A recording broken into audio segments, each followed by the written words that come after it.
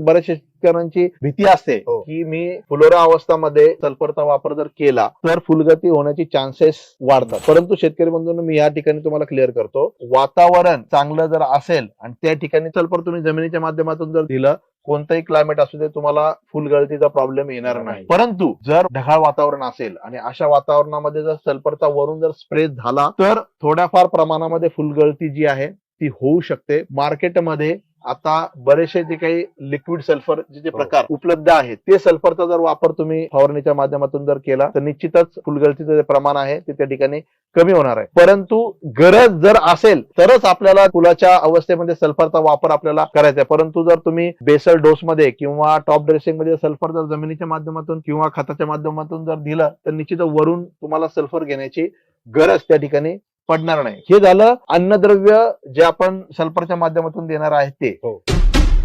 बऱ्याच शेतकऱ्यांची भीती असते की मी फुलोरा अवस्था